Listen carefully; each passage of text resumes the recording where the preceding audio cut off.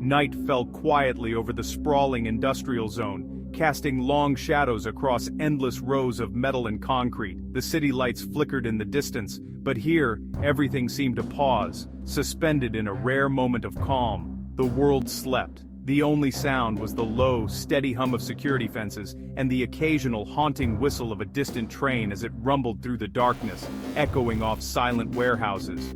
Workers in the nearby housing blocks had already returned home, their windows glowing softly against the night. Some read bedtime stories to their children, voices gentle and soothing, trying to create a sense of normalcy after another long day.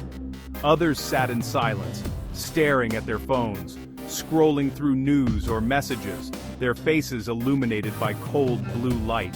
Exhaustion weighed heavily on them, and no one sensed what lingered in the air, just beyond their awareness.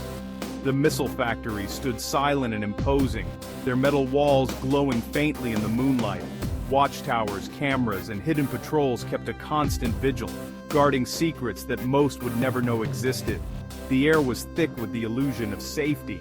Even the night birds kept their distance, their silhouettes barely visible against the sky, as if they sensed a tension that humans could not.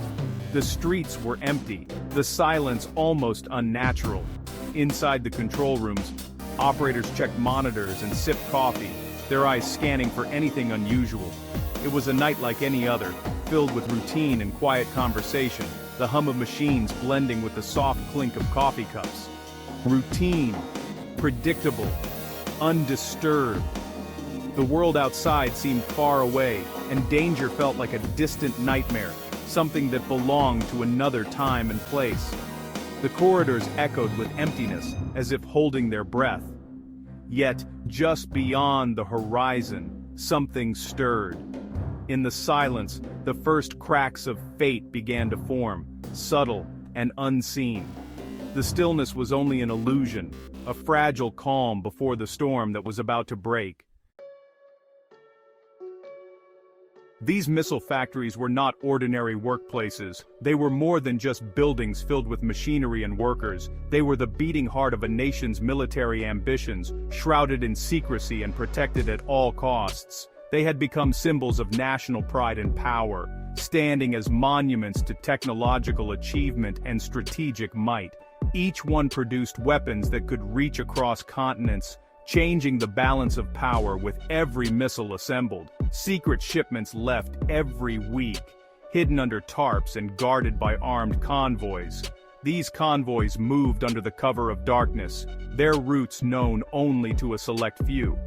World leaders watched these sites with concern, aware that a single shipment could alter the course of history. They knew that whoever controlled the missiles held a key to global influence.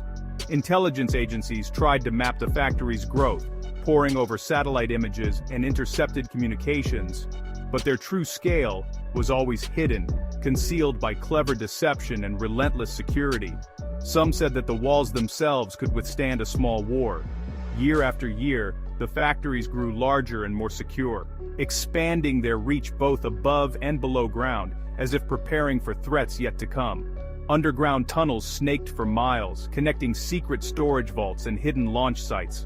Electronic shields jammed enemy satellites, creating a digital fog that kept prying eyes at bay and protected the secrets within. Workers never spoke about their jobs in public. Even among friends, silence was the rule. Parents told their children to stay quiet, even at home, knowing that a careless word could bring unwanted attention, or worse. To the outside world, these places seemed untouchable. Their power was wrapped in layers of secrecy, steel, and fear. The hidden factories stood as silent sentinels, shaping destinies from the shadows, their true purpose known only to a chosen few.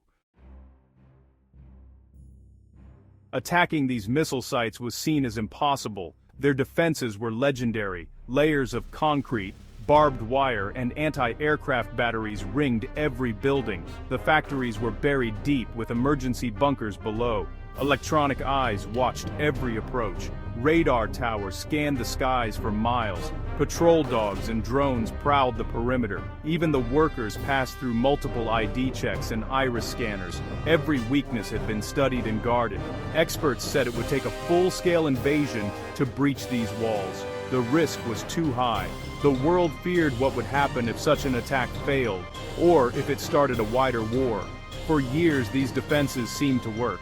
The factories were safe, or so everyone believed. But the planners of the coming strike saw things differently. They believed that even the strongest walls could fall in the right moment. Long before the attack ever began, a small, highly skilled team watched and waited in the shadows, their eyes fixed on screens that flickered with secrets. They were the silent architects of what many believed could never be done. They studied satellite images pixel by pixel, searching for patterns invisible to the untrained eye. Every shadow, every vehicle, every change in the landscape was noted and analyzed. They listened to radio chatter and intercepted coded messages, piecing together fragments of information to build a picture of the enemy's routines and intentions. Nothing escaped their attention. Not a single delivery, not a shift change, not even the faintest flicker of light in the dead of night. Patience was their weapon, and vigilance their shield. They mapped guard routines, tracked every patrol, and found blind spots in the surveillance that others missed. They built detailed models of the factories, piecing them together from photographs, rumors, and scraps of intelligence, recreating the target in miniature so they could plan every step.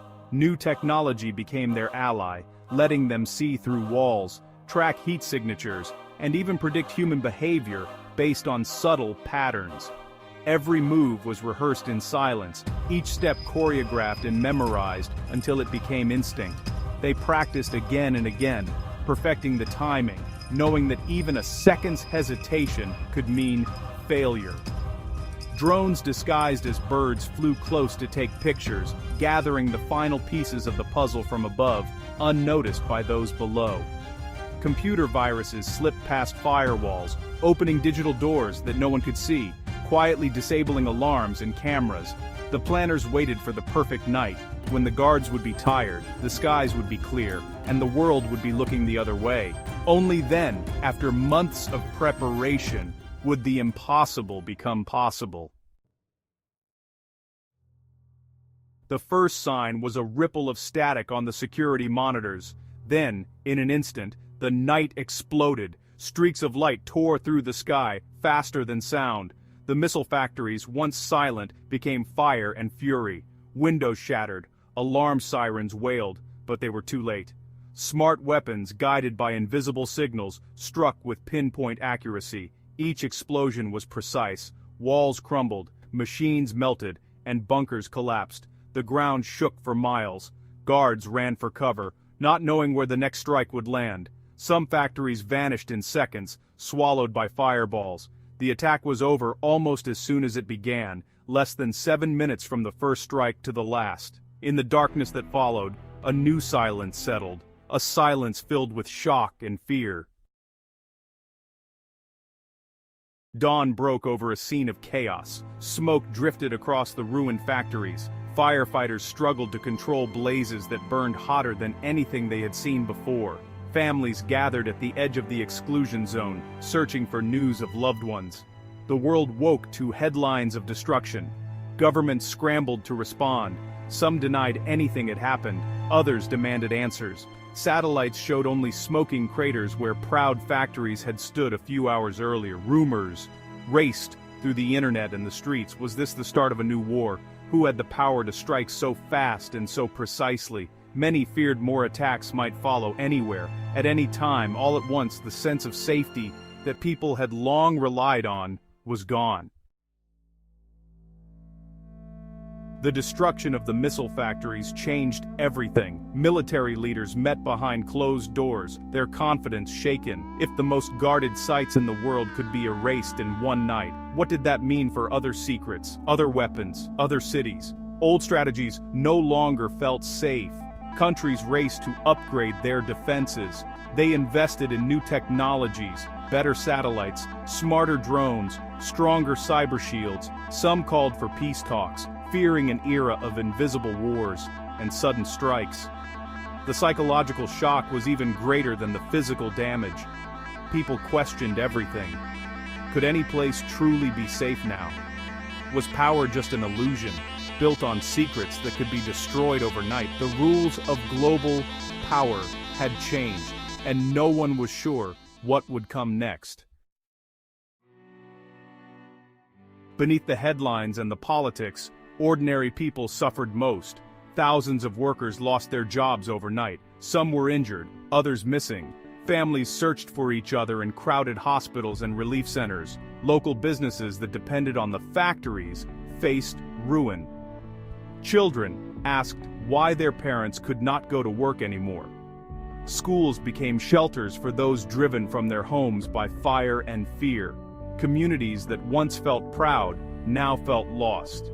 Trust in leaders and promises of safety faded. Many wondered how to rebuild, and if they ever could.